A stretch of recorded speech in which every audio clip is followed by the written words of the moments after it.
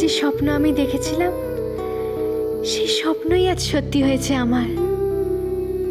এই হাসি, এই আনন্দ, নিশ্চিন্ত সুখী তো দেখতে চেয়েছিলাম আমি। অনেক কিছুই আমাকে না চাইতেই দিয়েছেন ঠাকুর।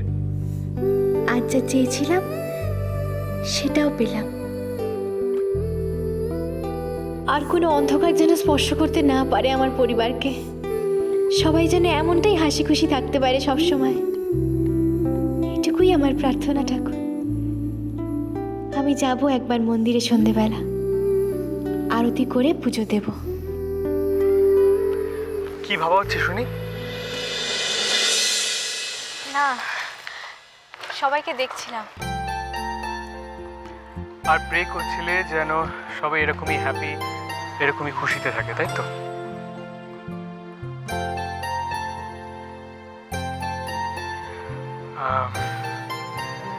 আমারও কিছু চাওয়ার আছে। কি? সেটা এখানে বলা গেলেও পাওয়া যাবে না। ইস, তুমি না।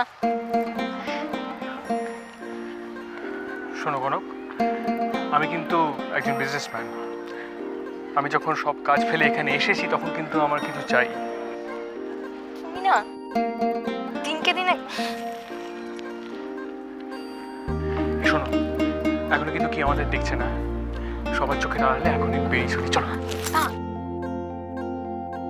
যাবো না। ঠিক তো? তুমি যাবে না তো? হুম। এটা কিন্তু আমার মনে থাকবে। তোমারও মনে রাখা উচিত এখানে আমরা সবার সাথে এসেছি।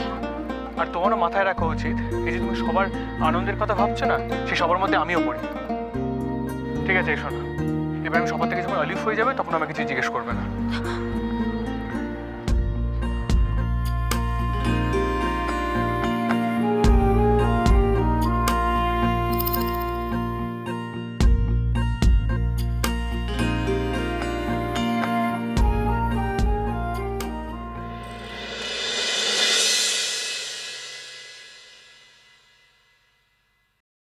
কি গো, এখানে একা একা দাঁড়িয়ে হাসছে যে?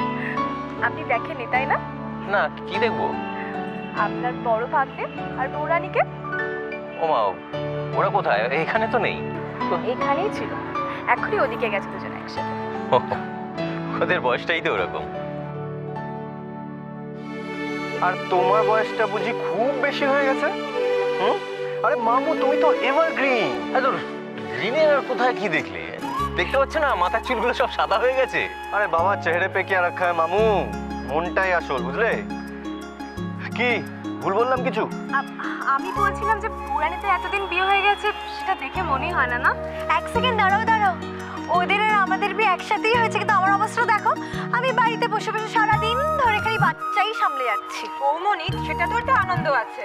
শোনো পিসিমণি, শোনো, আমি যে আনন্দটা খুঁজছি না সেটা আবার এসবের মধ্যে নেই। আর তাছাড়া দেখো না এবারের লাডলা ছেলেকে, অভ্রকে, মানে সারাক্ষণ শুধু আড্ডা মারবে, এর সাথে ঘুরে বেড়াবে, তার সাথে গল্প করবে, অথচ বাচ্চাদের খেয়াল রাখার একেবারেই নেই। আচ্ছা, এক মিনিট। রান্নার অ্যারেঞ্জমেন্টটা কারা করেছে শুনি? ও বাবা, সেটা তো তোরা ক্রিকেট ম্যাচে হেরে গেছিস মনে করতে পারছিস? না, মোটেই না। আমরা ওটা নিয়ে যথেষ্ট এক্সাইটেড। হ্যাঁ, আর পিছনে আরেকটা কথা, তোমরা হয়তো ভুলে গেছো যে don't underestimate the power of gang of boys. Gang of boys? হ্যাঁ, খেতে বসে বুঝবে কিন্তু।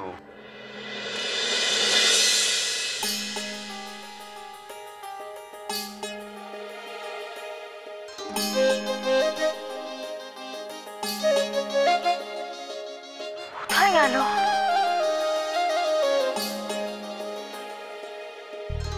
এমন ছেলে মানুষই করে না মাঝে মাঝে।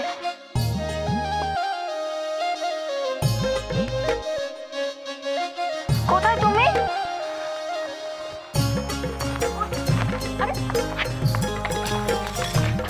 ছেলে মানুষই করি না আমি সবসময়? এবার একটু বড়দের মতো কাজ করে দেখাই। যেতে হবে, কি ভাববে সবাই? সব সময় সবার কথা ভাবলে চলে? একটু আমার কথা তো ভাবতে হবে। আর তোমাকে একটু ইচ্ছে করে না যে আমার সাথে একটু আলাদা সময় কাটাতে? আমরা সবাই একসাথে এখানে এসেছি, কি করে তুমি আমি আলাদা করে?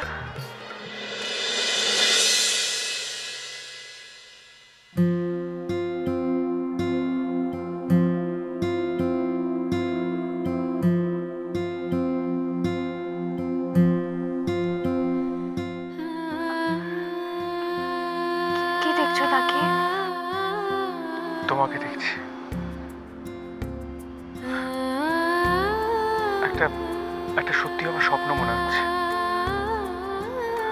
জানো, একসময় মনে হয়েছিল আমি একাই শেষ হয়ে যাব, আর তোমাকে দেখতে পাবো না। কিন্তু তোমার ভালোবাসা আমাকে ফিরিয়ে এনেছে, একটা নতুন জীবন দিয়েছে।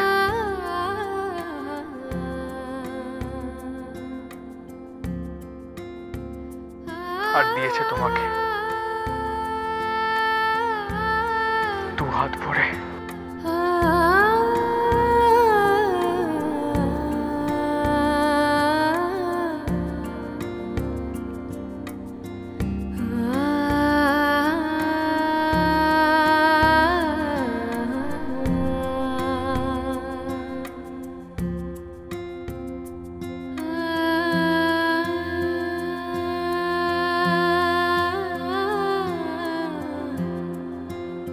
চলছে না, চলবে না, চলছে না, চলবে না। কি কি চলছে না, কি চলবে না? এইভাবে পিকনিকে এসে লুকিয়ে চুরিয়ে প্রেমটা করা চলবে না। ওই দেখো কি বলছে। না না, আজকে আমাদের একটা গুরু দায়িত্ব পালন করার কথা, সেটা ভুলে গেছিস? আরে আমি কোথায় কনসেন্ট্রেট করছি, ফোকাস করছি, আর সেখানে তুই কি কি কি কি গুরু দায়িত্ব ভুলে গেছো, তাই তো? আরে বাবা, আজকে পুরো রান্নার ভাতটা আমাদের ওপর, ছেলেদের ওপর। ইয়েস। সেটা ভুলে গেছিস? নে নে, এবার এটা চটপট পড় আর চল নে।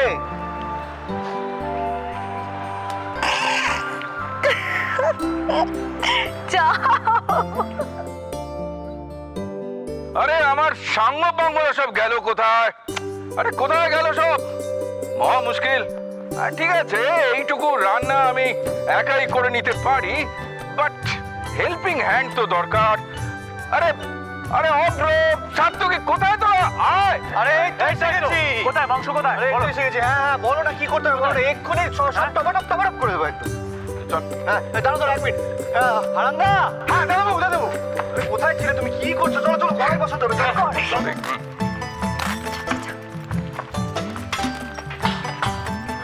এই পড়ে গেল, পড়ে গেল। দাদা বাবু, আরে কড়াই তো বসিয়ে দিলেন, জিনিসপত্রের জোগাড়ই তো হয়নি। আরে যেসব রান্না হবে সেসব কোথায়? মানে কি আমরা এখানে এলাম আর জেঠুমণি, এটা কি হলো? আমরা এখানে এলাম আর কিছুই রেডি হয়নি। আরে চিন্তা করিস না, সবাইকে কাজে লাগিয়ে দিয়েছি। পার্থ, দয়ানন্দ বাবু ওদিকে সবজি কাটছে। সে কি বলছেন রে মশাই? হলুদ মশাই আমার সবজি আরেকটা চমক আছে, আমাদের ডক্টর অরূপ সে হাঁসের সার্জারিতে ব্যস্ত।